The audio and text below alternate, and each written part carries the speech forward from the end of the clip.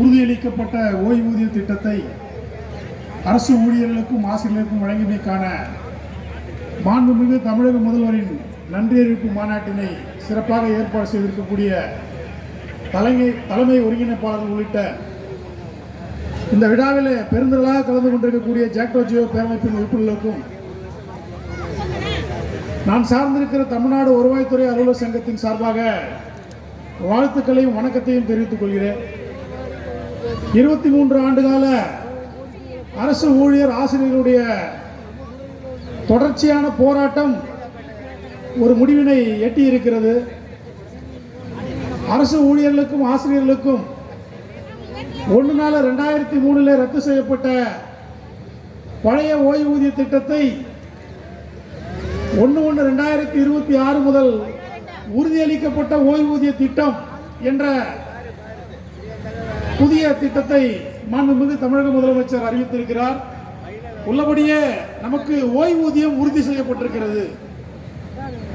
இதில் நம்முடைய ஊதியத்தை 10% பிடித்தம் செய்கிறார்கள் என்று பல்வேறு விதமான வதந்திகள் செய்திகள் எல்லாம் பரவி கொண்டிருக்கக்கூடிய சூழ்நிலையிலும் கூட இது மத்திய அரசு அறிமுகப்படுத்தியுள்ள யூபிஎஸ் திட்டத்திற்கு இணையான திட்டம் என்ற ஒரு கருத்து பரவலாக்கப்படுகிறது.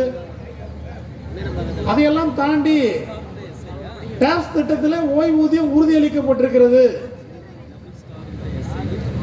2003 இன்று வரை பணியிலிருந்து ஓய்வு பெற்றிருக்கக்கூடிய இறந்திருக்கக்கூடிய 50,000 ஊழியர்களுக்கு கருணை ஓய்வூதியம் உறுதிப்படுத்தப்பட்டிருக்கிறது.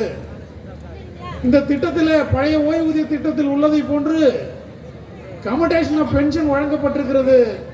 இருந்தாலும் கூட 10% ஊதியம் பிடித்தம் செய்யப்படுகிறதை மாண்புமிகு முதல்வர் ரத்து செய்ய வேண்டும் என்ற கோரிக்கையை ஜாக்டோ ஜியோ பேரமைப்பு தொடர்ந்து வலியுறுத்தி வருகிறது.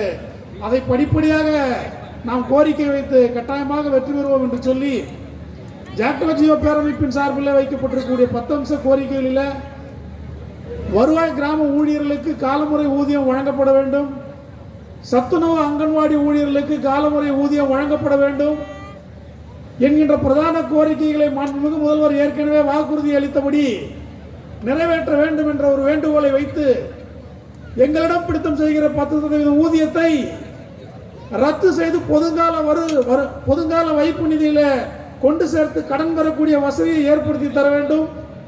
கருணை அடிப்படையில் பணி நியமனத்திற்கான உச்ச வரம்பினை மீண்டும் 25% உயர்த்த வேண்டும் என்கின்ற கோரிக்கைகளை வைத்து வாய்ப்புக்கு நன்றி கூறி விடைபெறுகிறேன். தோழர்களே, நன்றி, வணக்கம் தோழர்களே.